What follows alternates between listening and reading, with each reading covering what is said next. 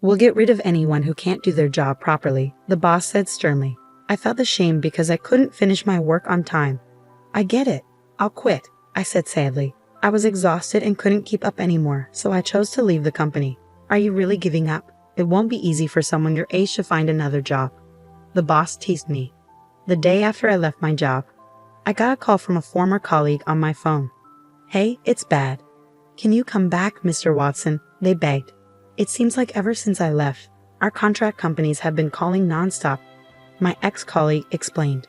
Firing him was a mistake, a client said, making the section chief apologize deeply to me. My name's Benjamin Watson. I lost my dad when I was little. I'm sorry for making you feel lonely, I told my mom. It's all right, dear, she said. With no family close by, my mom raised me alone. Seeing her work so hard inspired me to help. Mom, I'll work as soon as I finish school. I'm sorry for making things tough, I said. Don't worry, I'll handle it, she reassured me. Getting a job right after high school wasn't easy. I applied to many places but couldn't even get an interview for most.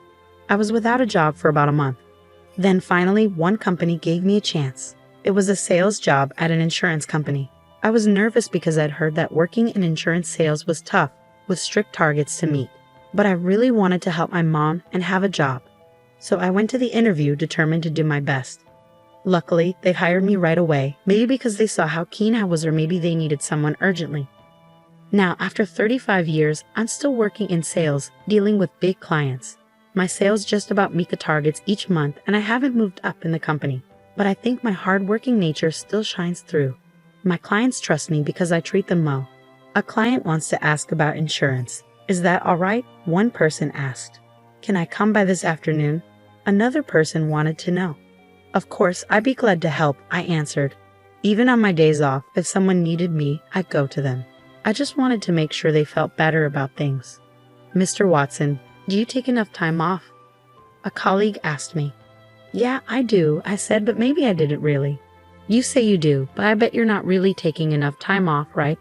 It's not fair that clients get days off, but it feels like salespeople don't, she pointed out. Yeah, but it's important to make sure people feel okay, even if it means working on days off, I tried to explain. The workload kept getting bigger, but I kept going because I wanted to help others. And even though it was tough, hearing clients say thank you made it all worth it. It's so helpful that you come whenever I need you. Thank you, a client said. No problem, feel free to call me anytime, I replied. One of my bosses didn't like the way I worked. You must feel pretty good about yourself, selling such low-cost insurance. Section Chief Howard said, not impressed. I'm not trying to show off, but every insurance policy matters when you think about what the client needs. I replied, sure of myself. Section Chief Howard was recently transferred from headquarters to our sales department. Unlike me, who only graduated from high school, he's an elite with a degree from a top university. It seems like the head office has high hopes for him, given that he's become a section chief almost 20 years younger than me. Do you think you're better just because you've been here for over 30 years and still haven't moved up? He fired back. From Section Chief Howard's perspective, it probably seemed like I wasn't up to the task. And honestly, looking at my sales numbers, I couldn't really argue. Since you're part of my team, I need good results from you. My own success depends on it, Section Chief Howard emphasized. It looked like Section Chief Howard was really aiming for a higher position, and he was pushing hard for it. While that ambition isn't a bad thing, I couldn't agree with his approach. Listen, everyone, selling low-cost stuff to small businesses won't make us much money. Aim for the big clients and sell them our top products. Section Chief Howard motivated the young sales team and sent them out. Section Chief Howard's strategy was to sell top-tier insurance to big clients, meaning policies with the highest premiums. I wasn't a fan of this approach. The insurance he promoted covered a wide range of scenarios and was designed to prepare for any situation. But the more comprehensive the coverage, the higher the cost, which I felt wasn't fair. Insurance shouldn't be a daily burden, covering things the client might not even need, I argued. But Section Chief Howard's response was all about creating anxiety in clients and convincing them they needed extensive coverage. He called it a sales skill. But to me, that didn't make sense. I believe in providing insurance tailored to each company's needs, no matter their size, by listening to them carefully. Sure, it takes time, and I end up working late every day, but it's important to make sure they understand what they're getting. Section Chief Howard didn't pay attention to my concerns. Your method is too slow. Sell faster and make more money. Sorry, he said. Despite his apology, I kept doing things my way, even though it meant going against my boss. But I couldn't say for sure that my way was the best. Are you even listening to me? My wife asked one evening. Huh, what did you say? I had been neglecting my family time. Working late every night, I hardly had any time with them. Exhausted from work, I wasn't fully present when I was home. I just wish we could have more time together. I'm sorry, I'm just exhausted from work. I apologized. You really need to rest on your days off. I'm worried about you, my wife said, expressing her concern for my well-being. My wife wasn't happy about how little time we had as a family. Despite working for them, they were feeling neglected. Was this really all right? I kept asking myself that question, and then my way of doing things seemed to reach a dead end. I'm really sorry, I couldn't meet the quota. I apologized to Section Chief Howard as he scolded me. I couldn't meet this month's target, I admitted, feeling desperate. Mr. Watson, do you think you can make up for it next month? Section Chief Howard asked. Well, that depends. The shortfall from this month would just get added to next month's target, and since I'm barely meeting the current quota, the chances of catching up seem very slim, I explained. If you can't, maybe you should think about going part-time, Section Chief Howard suggested. Part-time? Can salesmen even work part-time? I was confused. As I hesitated, Section Chief Howard smirked. If you don't like that idea, then you're fired.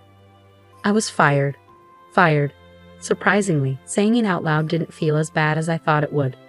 I can't say I'm not a bit sad about losing my job, but haven't I been working hard, sacrificing time with my family? I pondered.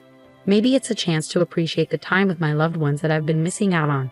I thought of my wife's face, understanding, and decided to resign. Oh, are you really quitting? It's going to be tough for someone like you to lose their job. Section Chief Howard continued to talk, but I just bowed my head and returned to my seat, reflecting on my time here since high school. I think I'll need to start handing over my responsibilities. I began the process of resigning that day. Unusually, I made it home on time. When I opened the front door, my wife looked surprised to see me. At first, she seemed puzzled, but then she smiled. You're home early today. Dinner isn't ready yet. Can you wait a bit? Oh, thank you, she said. It might have been the first time I really watched my wife cook since we got married. I realized how much time I had been spending at work. Well, I've made up my mind to quit my job, I announced. I understand, my wife responded without asking for details. The next day, I handed in my resignation to Section Chief Howard. He had a big smile on his face, seeming quite pleased. Make sure to finish the handover quickly, he'd instructed. I will, I replied. I tidied up my desk and explained my duties to the person taking over. Until my last day, I accompanied my replacement on client visits. What? You're leaving, Mr. Watson? A client exclaimed. Yeah, well, many clients tried to convince me to stay, but I politely bid them farewell. And then, a month later, I left the company. Leaving the company where I had spent so much time was bittersweet, but I felt a weight lifted off my shoulders. Surprisingly, my wife seemed happy despite my unemployment. Aren't you worried now that I'm not working? I asked. Not at all. I was more worried about you overworking yourself and getting sick, my wife replied. She had always been concerned about my well-being. I had been so focused on work that I made her worry. Why worry? You've worked hard all this time. It's okay to take a break now, she reassured me. Thanks for always looking out for me. How about we go on a trip? We have plenty of time now, I suggested. That sounds wonderful. Let's go to a hot spring and relax after all those years of hard work, my wife agreed. My wife was thrilled when I suggested a trip, so the next day we quickly set off on a hot spring getaway. However, while we were relaxing together, I received a call from a former colleague on my smartphone. What's wrong? It's really bad, Mr. Watson. Please come back, the voice pleaded urgently. I was taken aback by my ex-team member's distress. I asked him to explain what was going on. He told me that ever since I left, the company had been bombarded with calls from our contract partners. They were all threatening to cancel their contracts now that I was gone. The sheer volume of calls was disrupting their normal operations. It's not just the calls. If all these contracts get canceled at once, it will be a huge problem for the company. Can't you please reconsider and come back? He begged desperately. I'm sorry, but I won't be returning, I replied firmly. What? He exclaimed in disbelief. Handle each company with care and sincerity. That's all, I said before ending the call and turning off my smartphone. My wife, who had been observing, looked puzzled. What was that about?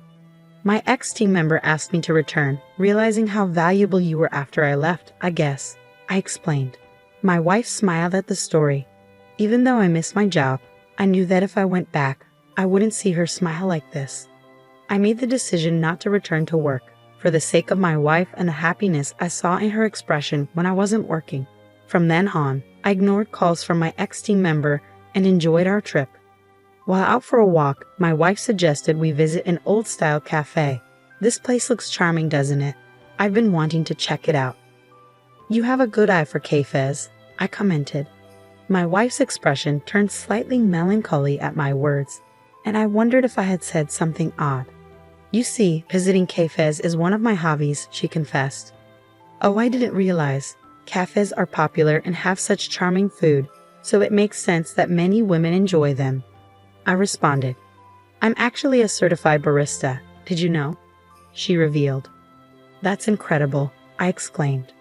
I've mentioned before that visiting cafes is my hobby and about my certification. My wife continued, her tone growing a bit subdued. I hung my head in realization. I must have missed that when I was working. I'm sorry for not paying attention before. That sounds great. When we get home, I'd love to try your special coffee, I replied. True to her word, when we returned from our trip, my wife brewed me some coffee. It was completely different from the instant coffee I usually drink. This is delicious. I can't believe I can have this at home. I'll make it for you anytime, she promised. From then on, my morning started with the coffee my wife made for me. Spending more time with my family, I realized there were so many things I didn't know. While regretting that I had neglected my family until now, I decided to cherish every moment with my wife. A few days later, I got a call from Chief Howard. I hesitated whether to pick up, but given the recent situation with my ex-team member, I decided to answer. Mr. Watson, I made a mistake. I'm sorry. Can you please come back? Chief Howard apologized and asked me to return to the company. It turned out Chief Howard had been dealing with a flood of calls from our contract partners. He had personally visited them and apologized. Mr. Watson was always kind and considerate, even when everyone else was pushing insurance aggressively. That's rare these days, Chief Howard explained. It wasn't just one or two companies, it was the same story everywhere he went. Firing him was a mistake, Chief Howard admitted, realizing that his sales approach was wrong. Listening to Chief Howard relay the words of the customers warmed my heart. I was mistaken. What the customers truly value is thoughtful service, he admitted.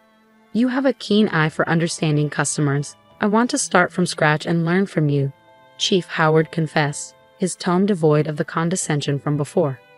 I appreciate your offer, but I won't be returning, I declined. I understand.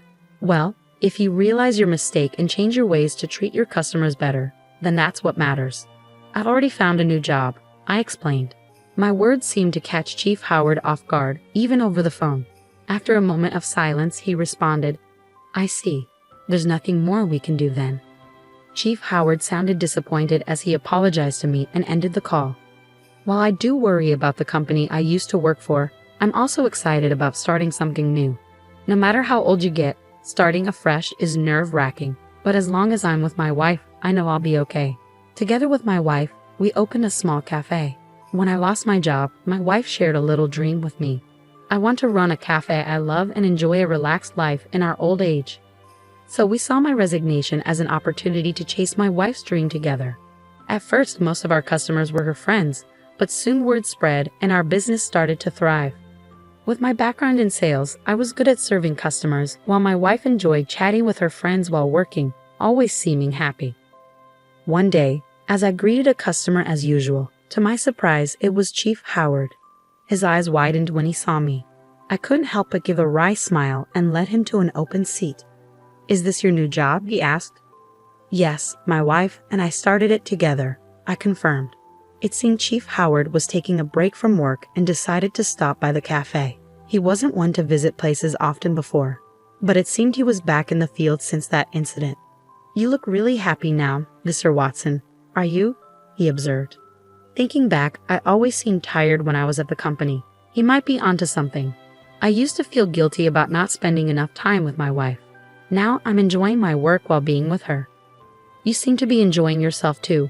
You look more energetic than before," I noticed. "I'm training to be like you, Mr. Watson. You're my role model," Chief Howard said before checking his watch and getting up. "I'll bring everyone from work next time." "Thank you for the meal," he said before leaving the cafe, seeming upbeat. It looks like Chief Howard is on a path to further growth from here. "Honey, I made coffee," my wife called out. "Great, thank you," I replied. After closing the cafe, we sat together at the counter, enjoying the coffee my wife brewed. Today had been busy, but it felt nice to sit here with her. We talked about the day's work. It was a calm and special moment, and it was all thanks to my wife. "Thank you for everything," I said to her. "Why so serious all of a sudden?" she asked. "I've decided to treasure these moments of happiness with you from now on," I explained.